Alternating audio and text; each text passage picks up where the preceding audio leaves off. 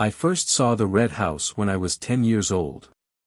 Perched on the edge of town, it stood apart from everything else, its crimson facade a bold defiance against the drab grays and browns of the surrounding landscape. It wasn't grand or particularly large, but it had a strange kind of presence, almost as if it were alive. Its red paint was peeling, revealing the aged wood underneath, and its windows seemed to watch you as you walked by.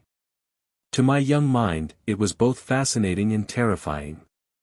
"That's the old Milliken place," my father had told me one afternoon as we drove past it.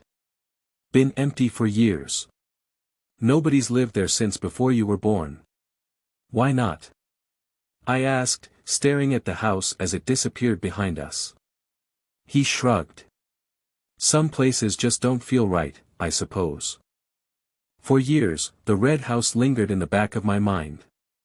I'd pass by it on my bike during long summer afternoons or catch glimpses of it from the school bus in the colder months.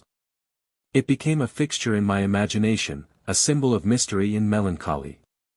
But as I grew older, it faded into the background, overshadowed by the responsibilities and distractions of adulthood. I married young, a decision that seemed right at the time but proved to be anything but.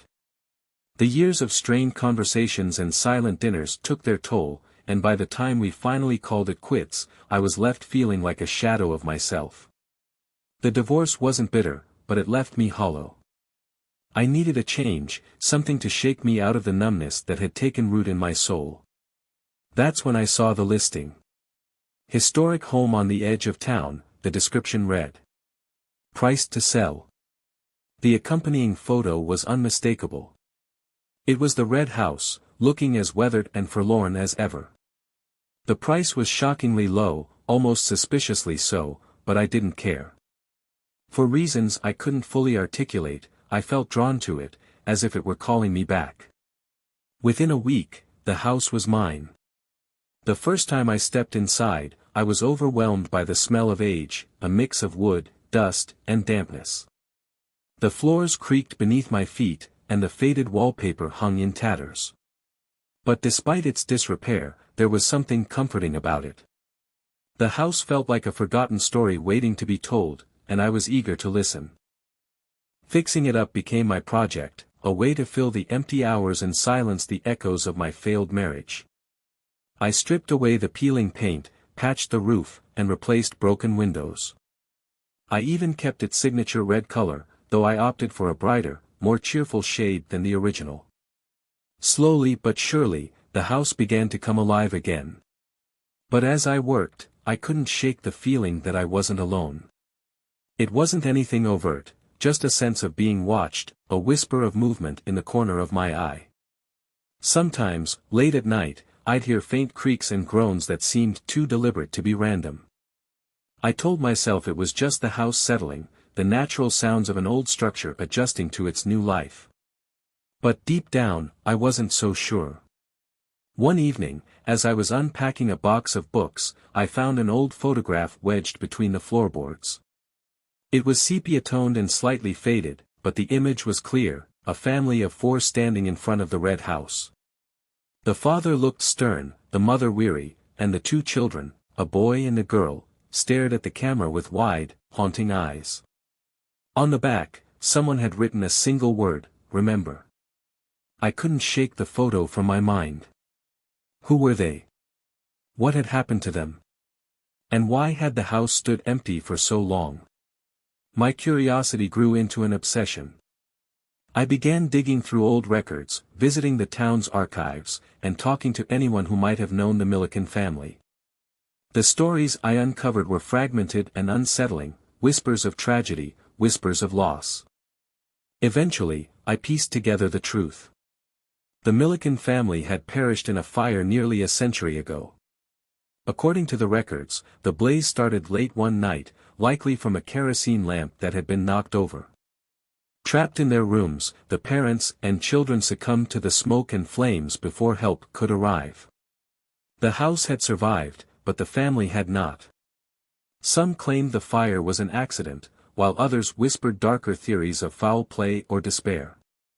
Whatever the truth, the tragedy had cast a long shadow over the house, driving away potential buyers and leaving it abandoned for decades. The more I learned, the more the house began to change. It felt warmer, more alive, as if it were responding to my efforts to uncover its past. But not all the changes were welcome. One night, I woke to the sound of footsteps pacing above me. My bedroom was on the first floor, and the second floor was still largely untouched, empty and boarded up.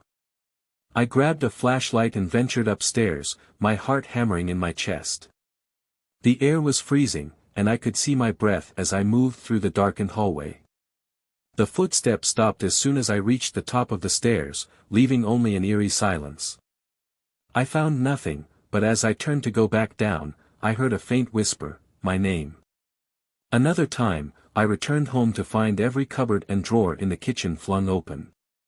The contents were scattered across the floor, as if someone had been searching for something. The windows were locked, the doors untouched. I cleaned up the mess, but the unease lingered. What were they looking for? One evening, as I worked on stripping old wallpaper, I noticed something strange. Beneath the layers of paper and paint were words, scrawled in a child's handwriting. Help us. The words appeared again and again, etched into the very walls of the house. I stopped peeling and stared, my hands trembling. The house was trying to tell me something, but I wasn't sure I wanted to hear it. The final straw came on a stormy night. The wind howled outside, rattling the windows, and the rain lashed against the house. I was reading in the living room when the lights began to flicker. Suddenly, the room went dark, and I was plunged into an oppressive silence. I lit a candle and turned to leave, but as I did, I saw them, faint, shadowy figures standing in the doorway. The family. The father, mother, and 2 children, their faces pale and their eyes hollow. They didn't move, didn't speak, but their presence was overwhelming. Then, as quickly as they appeared, they were gone. The next morning, I found the word "leave" scratched into the wooden floor of the living room. It was a warning, or perhaps a plea. Either way, I knew I couldn't ignore it. The house and I, both worn and scarred, had found a way to coexist for a time, but it was clear that our paths were not meant to stay entwined. I sold the red house shortly after that. It was a difficult decision, but the right one. As I drove away for the last time, I glanced in the rearview mirror and saw it standing there, its red facade bold against the gray sky, as if it were watching me leave. And in its quiet, creaking way, the red house had taught me that some stories are better left untold, and some places are meant to remain mysteries. Like, subscribe and don't forget to hit the bell icon to never miss a scare.